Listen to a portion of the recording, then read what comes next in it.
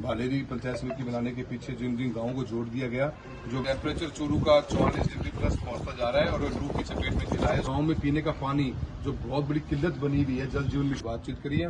बीमा हमारा बहुत बड़ा इशू है। 2023 खरीफ का बीमा अभी तक नहीं आ रहा है। हमारा 60 रिपेयर क्यों नहीं किया भाई इसको, और रिपेयर करने के बाद में इतनी बड़ी अमाउंट आप 20 करोड़ रुपए लगा रहे हो। 20 करोड़ लगाने के बाद में क्या गारंटी है इस बात की वो रिपेयर हो जाएगा। और वो कई मुद्दों पे चर्चा करी है। फिलहाल जो परिसीमन का मुद्दा चल रहा है, मैं 2 दिन पहले भी कांग्रेस पार्टी की तरफ से एक ज्ञापन दिया गया था।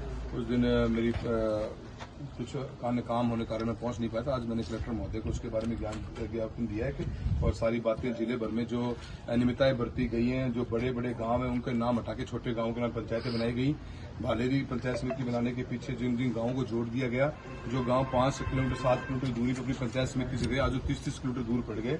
और ऐसे ऐसी जगह पे बिल्कुल एक गांव को छोड़ के दूसरे गांव के बीच में गांव छोड़ के आगे पंचायत में जोड़ने का जो काम किया गया है, ये जिस मंशा से जिन लोगों ने इसी प्लानिंग करी है, उसके खिलाफ हमारा पूरा विरोध है। और हमने कलेक्टर महोदय को बताया कि आपके पास आपत्तियां आई हुई हैं और इन आपत्तियों को आप तरीके से देखकर उनको ठीक करने का कार्य किया जाए, इसके बारे में कलेक्टर महोदय को बताया।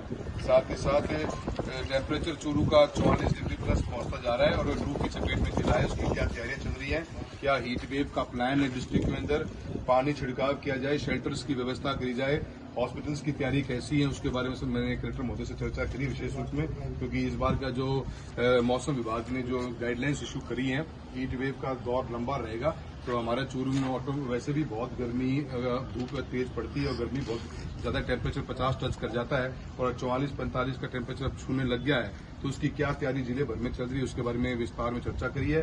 हमने यही कहा है कि तो हॉस्पिटल्स के अंदर ORS और IV का फैसिलिटी पूरी तैयार रहे, एक स्पेशल वार्ड्स भी बने इसके लिए, और शहरों के अंदर आपका पानी का छिड़काव हो, और गांव में पीने का पानी जो बहुत बड़ी किल्लत बनी हुई है, जल जीवन मिशन टोटली फेल हो गया है, काम स्टार्ट नहीं हो रहा, टंकियां बनी नहीं अभी तक, और उसके बाद में भी काम गवर्नमेंट ने रिकॉर्ड में चढ़ा दिया कि भी काम पूरा हो चुका है। ऐसे हालातों में जहां पानी नहीं पहुंचा, हमारे पशुधन के लिए और आम आदमियों के लिए टैंकर से व्यवस्था करी जाए। बिजली के बुरे हालात बने हुए हैं, लाइट की कटिंग बहुत ज्यादा है, तो उसके अंदर जो हमने जो RDSS में पैसा सैंक्शन करवाया था, उसका काम जल्द से जल्द चालू हो। और अभी जो हम डांडियों का कनेक्शन के लिए 48,000 डांडियां लेके आए हैं चूरू लोकसभा में 332 करोड़ 380 करोड़ से ऊपर की, उनका कार्य भी जल्द शुरू किया जाए। इसके ऊपर हमने सरकार से बात की, महोदय बात बताई है, और पूरा एक जिले का हीट वेव का प्लान बना के गाइडलाइंस जल्द से जल्द पब्लिक एट लार्ज में निकाली जाए, ताकि लू के चपेट के समय चाहे हमारे नरेगा के वर्कर्स हो, स्कूल के बच्चों का इशू हो, वर्कर्स जो काम कर रहे हैं फील्ड्स के ऊपर, उनको भी मोटिवेट किया जाए कि 12 से 4 के बीच के अंदर किसी भी तरह से अपना को छाया में रखा जाए। तो एक गाइडलाइंस कलेक्टर महोदय रिलीज करें, उसके लिए बातचीत करिए। बीमा हमारा बहुत बड़ा इशू है। 2023 खरीफ का बीमा अभी तक नहीं आ रहा है। हमारा 750-800 करोड़ का बीमा है, सरकार के पास में पेंडिंग पड़ी है, स्टेट लेवल के कमेटी के अंदर की सुनवाई की जाए। आज 2.25 साल होने वाले हो गए, सरकार ने सुनवाई तक चालू नहीं करी। हमने इन्हीं बातों पर चर्चा करी है, और साथ ही साथ में हमारा चूरू का ROB जो हमारी सबसे बड़ी प्रायोरिटी है, तो इसको किसी भी तरह इस नासूर को बदलने का काम किया जाए। जो काम अभी हालांकि ने कहा कि अभी सुनने में ये आया कि मुख्यमंत्री महोदय आए, मुख्यमंत्री महोदय से खुद ही मिल के आए। हमने कलेक्टर साहब से भी कहा कि आप भी अपनी पोजीशन को रखिए और इस पुल की डिजाइन में जो फ्लॉ है वो चेंज किया जाए।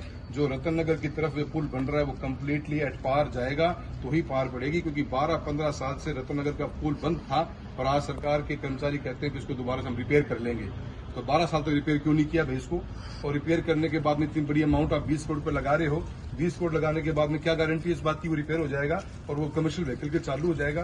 तो ये राजनीतिकरण ना किया जाए इस चीज का। हम चाहते हैं पब्लिक एट लार्ज, चूरू के आसपास के डिस्ट्रिक्ट हेडक्वार्टर हमारा, हर जिले के तहसील के अलग अलग कोने से लोग आते हैं, और ऐसे में अगर इसको हमने सुधार नहीं किया तो हमने कहा है कि हमारी तरफ से ज्ञापन भी जाएगा और आप भी इस बात को रखें। और हम सरकार से भी मैं मुख्यमंत्री महोदय से स्वयं मिलकर आकर मैंने बात कही थी, मैं सर राजनीति से ऊपर उठकर जनता के हित के लिए इसको आप एक्स्ट्रा बजट आवंटन करो।